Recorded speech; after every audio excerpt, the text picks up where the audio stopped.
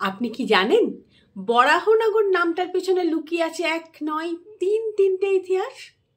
কেউ বলেন ঋষির নাম, কেউ বলেন ময়ূরের পালক, কেউ আবার বলেন হলুদের ব্যবসা। চলুন আজ জেনে নিই বরাহনগর নামের সেই চমকপ্রদ গল্পটা। নমস্কার, আমি কাকলি। আমি আজও আপনাদের সামনে একটা গল্প নিয়ে এসেছি।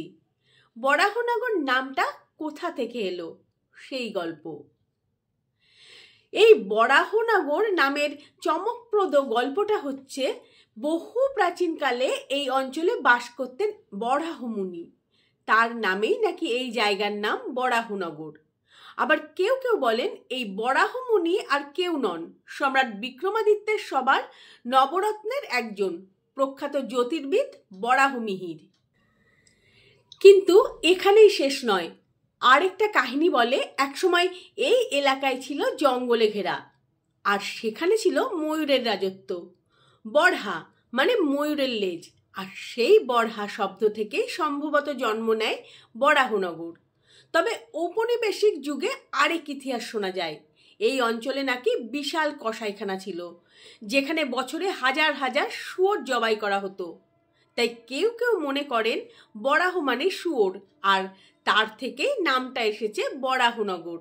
আরও এক মজার গল্প আছে। যখন হুগলির পাড়ে বাণিজ্যের রমরমা চলতো, পানিহাটির বড় বন্দরে আসতো নৌকা ভরে পণ্য, তখন এই অঞ্চলে জমা হতো প্রচুর হলুদ, যাকে বলা হতো বরা। সেই বরা থেকেই হয়তো ধীরে ধীরে হয়ে ওঠে বরানগর। তাহলে বরানগরের আসল উৎস কোনটা? মুনি বরাহ, ময়ূরের লেজ, শূকর, নাকি হলুদের ব্যবসা? ঠিক কে জানে। তবে একটা জিনিস নিশ্চিত, এই নামের ভেতর লুকিয়ে আছে ইতিহাস, কিংবদন্তি আর বাণিজ্যের ছোঁয়া, যা আজও বরাহনগরের মাটিকে করে রেখেছে অনন্য। কেমন লাগলো আজকের গল্প? ভালো লাগলে লাইক, শেয়ার আর কমেন্ট করবে। ভালো থাকবে সবাই।